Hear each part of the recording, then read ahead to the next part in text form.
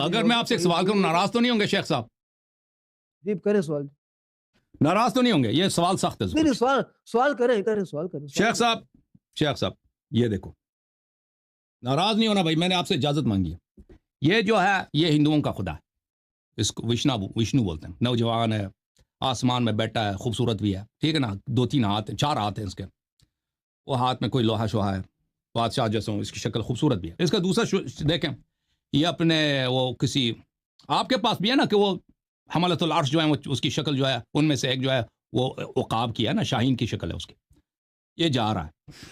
آپ کے پاس بھی صحیح حدیث میں موجود ہے کہ حملۃ العرش جو ہیں 4 ہے نا. ایک اس کے انسان کی شکل ہے، ایک شیر کی شکل ہے، اور ایک جو ہے شاہین کی شکل ہے، اور چوتھا میں بھول گیا ہوں. اچھا وہ میں حدیث آپ کو دکھا دوں گا اگر آپ چاہیں تو. مجھے یہ بتائیں آپ کے خدا میں اور ہندوؤں کے خدا میں فرق کیا ہے؟ بسم اللہ. لہری صاحب، میں نے پہلی ٹرم کے اندر یہ بیان کی تھی، اللہ رب العالمین تشبیہ سے، تمثیل سے، تکییف سے بالکل پاک اور منزہ ہے. فرق پوچھا میں نے، ہم اس کی فرق بتائیں. ہم نہ اس کی جی فرق کیا ہے آپ کے خدا میں اور مشرکین کے خدا میں فرق کیا ہے؟ میں نے پہلے ایک بات بتائی ہے کہ اللہ رب العالمین کی ذات ان تمثیلوں سے، ان مثالوں سے بالکل پاک اور منزہ ہے. ان کا عقیدہ دیکھ، انہوں نے بھی خدا کو نہیں دیکھا نا، ایسا ہے. ہندوؤں نے بھی نہیں دیکھا. آپ قرآن کو مانتے کہ نہیں مانتے؟ وجوہ یومئذ ناظرہ الی ربہا ناظرہ. اس دن اتنے سارے چہرے ہوں گے جو تر و تازہ ہوں گے، اپنے رب کو دیکھ رہے ہوں گے. کس کو دیکھ رہے ہوں گے؟ اہل بیت علیہ السلام نے فرمایا وہ رحمت رب کو دیکھ رہے ہوں گے. اس کا مطلب یہ رحمت رب کو دیکھ رہے ہوں گے. اس کا مطلب یہ ہمارے پاس نص موجود ہے، یہ ہماری رائے نہیں ہے، ہماری تعویل نہیں ہے، یہ منصوص ہے.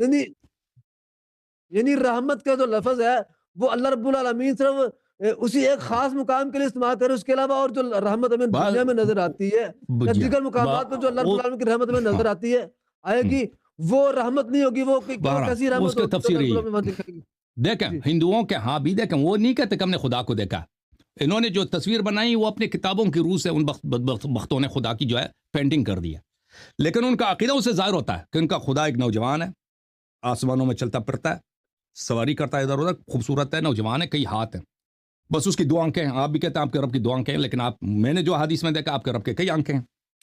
تو بتائیے آپ کا فرق کیا ہے؟ آپ کا عقیدہ مشرکین کے عقیدے سے فرق کیا رکھتا ہے؟ احمد ابن حنبل اور ابن تیمیہ کا خدا انہوں نے پورے عالم اسلام کو مشرک بنا دیا. اب دیکھیں کہ ان کا خدا اور مشرکین کے خدا میں فرق کیا ہے. پھنس گیا.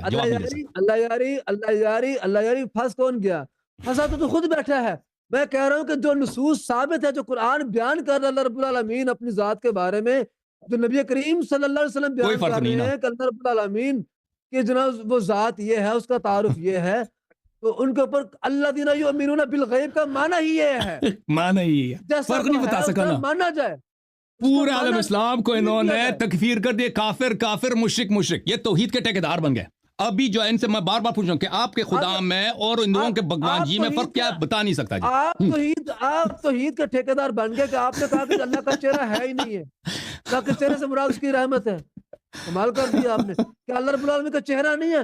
کل شیء ہالک الا وجہہ، جسمی نہیں ہے تو علیہا فان ویبقى وجہ ربک ذو الجلال والاکرام. کہ اللہ رب العالمین کا چہرہ نہیں ہے.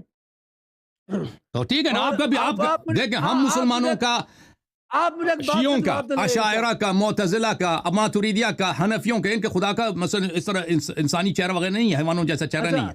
آپ کے خدا کا ہے نا، ہندوؤں کے خدا کا بھی ہے. تو آپ کا رب جو ہے نا مسلمانوں کے رب سے نہیں ملتا، ہندوؤں کے رب سے ملتا ہے.